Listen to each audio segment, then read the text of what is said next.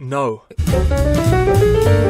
But wait just a second. According to the History Channel and its hit show Vikings, Norse women fought alongside men in battle. A lot of them. Well, I'm afraid the History Channel has taken a big dive into the pool of speculation, which TV shows and movies have been known to do on occasion. Could there have been a female Viking warrior or two? Maybe. A female fighter does pop up in history now and then, from Artemisia to Boudica to Joan of Arc. But this was always a rarity, not a norm. And there is no historical evidence for Viking women warriors, let alone squadrons of them fighting alongside men like normal. Just a minute, you say. Look at this article from History.com. DNA proves Viking women were powerful warriors. It's referring to a 10th century skeleton, one among 2,000, found buried on the island of Björkö in Sweden. It was buried with a few weapons, and recent testing has apparently indicated it was female. Instantly, news outlets and journals began cheering and smugly regurgitating gender studies talking points, saying, see, Viking women were warriors. Actual experts like Judith Yesh said, hold your horses and stop jumping to conclusions. And while some experts have gone so far as to suggest it is a hoax and that someone's been switching bones for propaganda reasons, and this sort of thing has happened before, others simply point out that weapons were a status symbol, not necessarily an indication that a Swedish woman fought in wars, let alone proclaiming that Viking women, plural, were powerful warriors. As this article from YourWorldHistory.com notes, recent archaeological excavations, having investigated these burial mounds with more precise methodology and accuracy than in years past, have shown that what many of us would call a grave is actually the result of a series of intricate funeral rites, rather than a single burial event. It has been discovered in several cases that items have been laid in a burial mound sometime after the deceased person was buried. These objects could be offerings from the surviving friends and family members. Now listen to this. Several examples also exist where chests and cases that would typically belong to a woman are placed in a man's grave, and vice versa. Let's go further. There are lots of written primary sources recounting Viking attacks and wars, from the letter of Alcuin to Higbald after the attack on Lindisfarne Abbey, to the Anglo-Saxon Chronicle, to the Annals of Saint-Bertin, and none of them mention women fighters. You'd think if a troop of female warriors appeared on the battlefield, it would be notable enough to record. But no, it's always Northmen, Northmen, Northmen, not women. From the 9th century, the Byzantine Empire had an elite regiment of Viking warriors called the Varangian Guard. In the centuries of its existence, no one ever recorded a woman fighter among their numbers. Not one? Not one. Well, maybe that's because it was men writing history, so no.